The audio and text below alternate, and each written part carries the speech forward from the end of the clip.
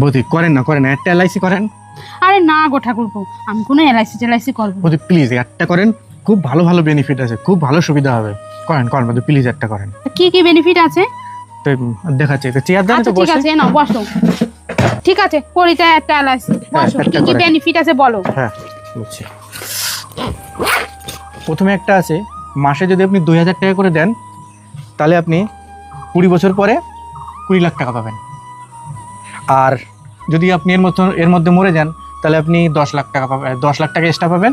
আরও আপনার ছেলেমেয়েরা 50 লাখ টাকা পাবে।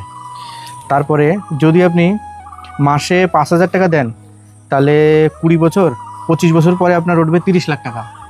আবার এর মধ্যে যদি আপনি মারা যান তাহলেও আপনি 50 লাখ টাকা পাবেন, আর আপনার ছেলে মেয়ে পাবে আরও 25 লাখ টাকা। ও তারপরে যদি আপনি 10 লাখ না, এটা হচ্ছে আপনার, হ্যাঁ, মাসে 10,000 টাকা করে দেন তাহলে আপনার 30 বছর পরে উঠবে 60 লাখ টাকা।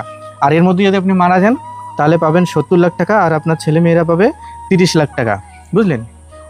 আচ্ছা ঠাকুরপো, সবই দেখতেছি মরার পরের বেনিফিট গুলো খুব ভালো, তা বলছি বাঁচে থাকার কি কোনো বেনিফিট নেই ভালো? না বাঁচে থাকতে আপনি কিছু পাবেন না। এই যে আপনি বেঁচে আছেন, এখন কি পাচ্ছেন আপনি? এই যে থাকেন তো একটা টিনির ঘরে, তারপরে স্বামী বাড়ি থাকে না আপনার, একাকার দিন আনেন দিন খান, কবে টাকা পাঠায় আপনার স্বামী তারপরে খান। বেঁচে থাকতে কোনো সুবিধা আপনি পাবেন না, বেঁচে থাকতে কোনো সুবিধা নেই। যা পাবেন আপনি মরার পরে। মরে গেলে লোকে বলবো ওই মহিলাটা ভালো ছিল, ওই মহিলাটা খুব ভালো ব্যবহার, ওই মহিলাটা এই দিত ওই দিত, খুব ভালো চরিত্র ছিল।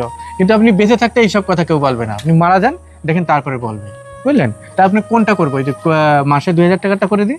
না ঠাকুরপো, মরে যাওয়ার পরে যদি এত বেনিফিট পাই তাহলে আমি পলিসি করে কি করব? আমার তা খাবে কি তাহলে? আমি যদি না ভোগ করে যদি পারি, বেঁচে থাকার যদি কোনো বেনিফিট ভালো থাকে সেইটা বলো, সেইটা করব। না তাহলে হবে না। তাহলে যাও, কোনো বেনিফিট করব না।